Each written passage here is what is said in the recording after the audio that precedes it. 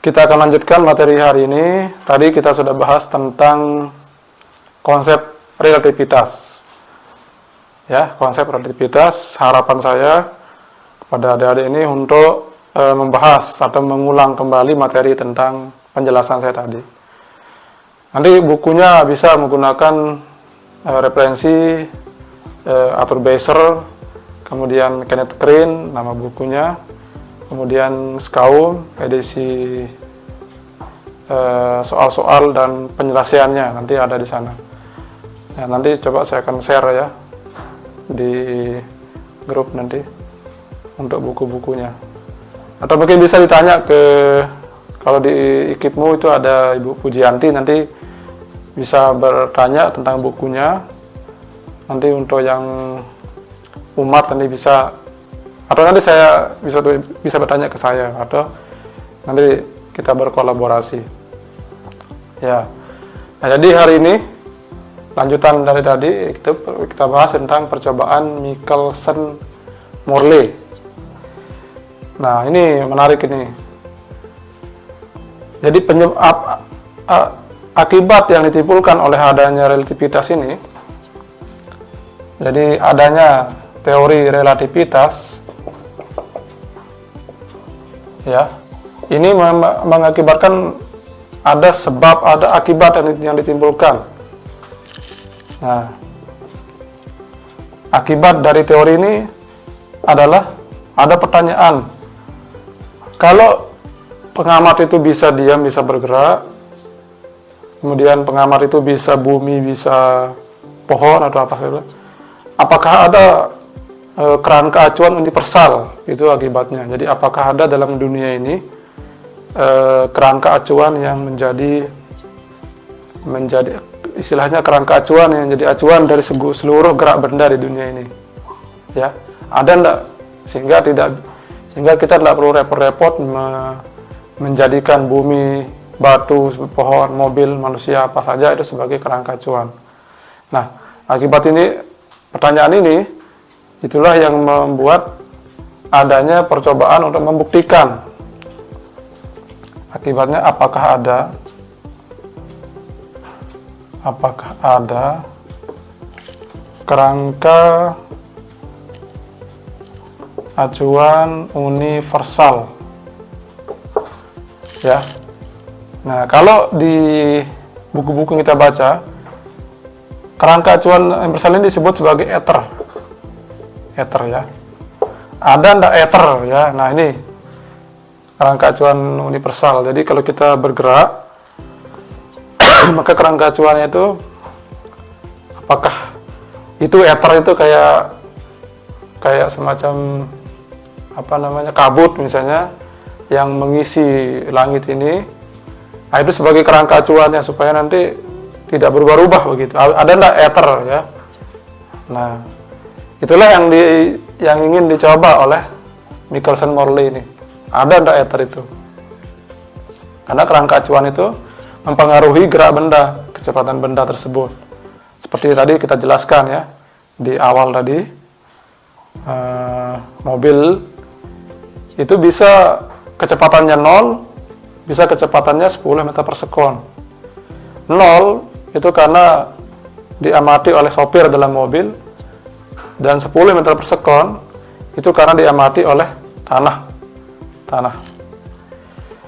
Nah, inilah yang disebut dengan percobaan Michelson-Morley. Nah, percobaan Michelson-Morley ini itu menggunakan cahaya. Jadi gambarannya seperti ini. Jadi gambarannya itu cahaya itu ditembakkan melalui dua jalur, ya. Nah, ini cahaya ini ditembakkan. Nah, kemudian ini secara kasarnya aja, tapi konsepnya itu sama. Jadi ada cahaya itu dibelokkan ke sini.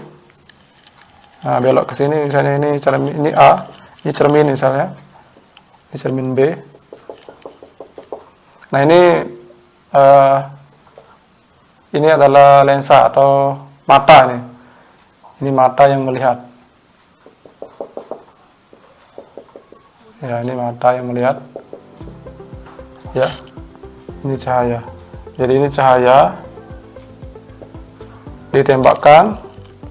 Kemudian nanti cahaya ini ada yang memantulnya dibelokkan ke sini, langsung ke sana. Mohon maaf, bukan langsung. Dibelokkan ke sini, ya. Dia belok ke sini lagi. Nah, gini. Jadi dia oleh Michelson Morley ini, dia cahaya ini dibuat jalur yang ada yang jauh, ada yang pendek. Nah, jadi dia terpecah dia. Nah, jadi ini jalur yang satu. Ada jalur yang kedua, cahaya ini juga ada yang hanya lolos ya, lolos. Nah, begini dan langsung segini. Begitu. Jadi seperti itu. Nah, cahaya yang dipantulkan di A dengan di B tentu jaraknya berbeda. Jarak tempuhnya itu berbeda. Ya, jarak tempuhnya berbeda. Sehingga kalau kita berpikir kalau jarak tempuhnya berbeda, otomatis akan sampai dalam waktu yang berbeda juga. Ya, misalnya saya dan teman saya A, teman saya B. Nah, kita pergi ke Mataram dari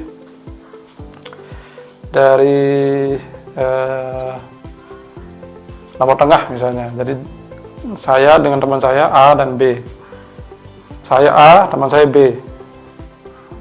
Menurut teori transformasi Galileo atau relativitas Galileo, cahaya itu kalau A dan B ini bergerak bersama tapi jalurnya berbeda, mungkin saya bergerak dari Lombok Tengah, itu jalur besar.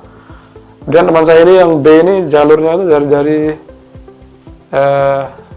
Praia dulu, terus tembus ke Jonggak, tembus ke Labu Api dan tembus ke Kediri misalnya.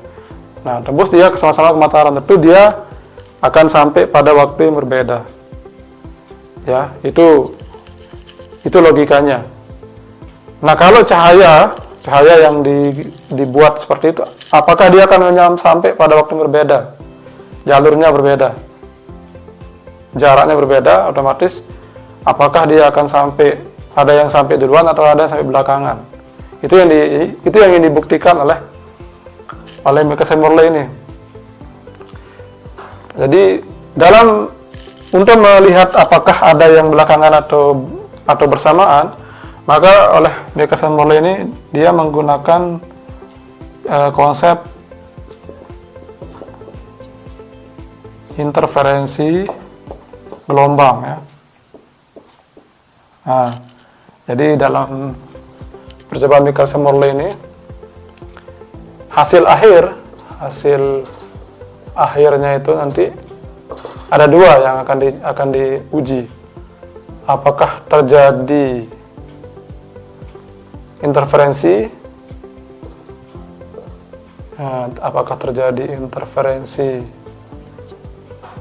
gelombang atau tidak terjadi interferensi gelombang ya. Kalau terjadi interferensi gelombang, jika ini saya ke bawah, jika terjadi interferensi gelombang, apa buktinya? Maka buktinya bahwa akan terjadi pola terang yang berbeda. Tapi kalau tidak terjadi interferensi gelombang, maka tidak terjadi pola terang. Ya. Ternyata dari hasil percobaan tersebut, yang terjadi adalah, nah ini kesimpulan dari tidak terjadi interferensi gelombang. Tidak terjadi interferensi gelombang. Artinya, kalau tidak terjadi interferensi gelombang berarti kedua cahaya tadi itu akan sampai pada waktu yang bersamaan. Nah, jadi kedua berkas cahaya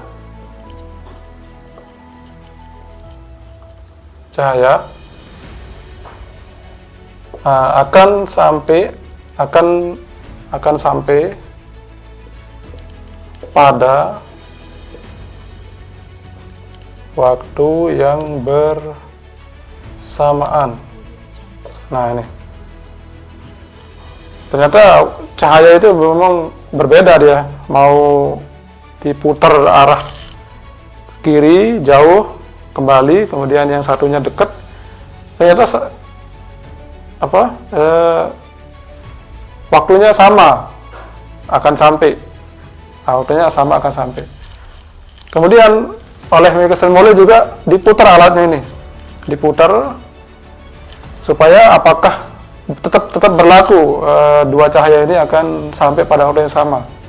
Jadi alatnya diputar lagi, kemudian dicoba lagi, tembak lagi. Ternyata sama. Mau diputar dengan cepat, dengan lambat, itu ternyata begitu cahaya ditembakkan ke A, kemudian ke B, kemudian ke C, lagi dia A, langsung ke B, langsung ke mata atau tempat dia diamati, tetap waktunya sama, tidak berbeda. Nah, bahkan saking ingin sekali dibuktikan, oleh Michelson Morley ini dicoba lagi 6 bulan kemudian. Mungkin bumi akan kecepatannya mungkin ada berubah atau bagaimana. Betul nggak, sama enggak? 6 bulan kemudian lagi dia coba.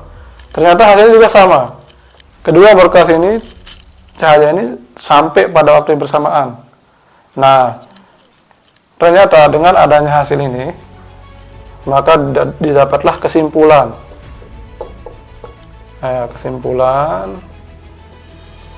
bahwa ether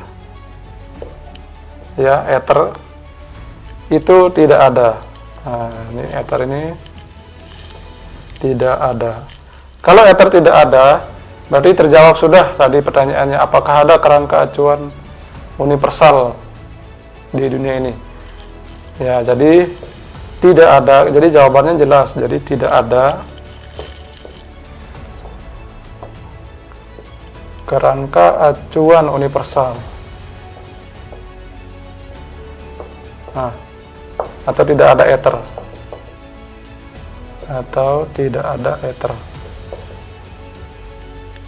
Gitu. Jadi artinya kalau tidak ada kerangka acuan universal, maka semua benda itu bisa kita bolak-balik sebagai semua kerangka acuan itu bisa kita bolak-balik saling ganti.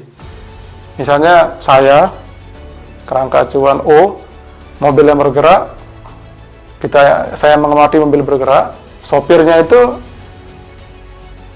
diam, misalnya saya diam di sini di tanah, sopirnya bergerak pada mobil, berarti saya pengamat O, sopir mobil pengamat O aksen.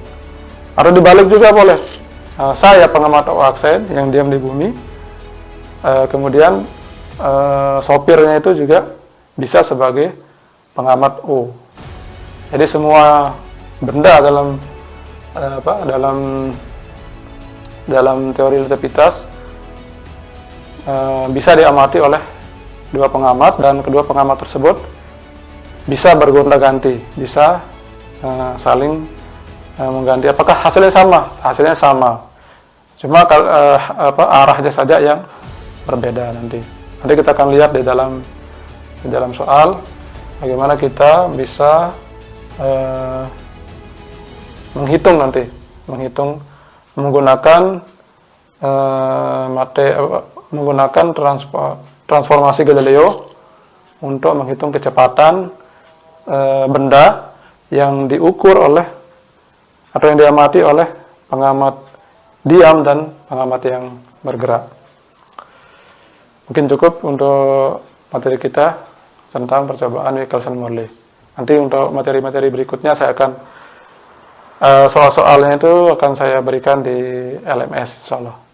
Demikian, assalamualaikum warahmatullahi wabarakatuh.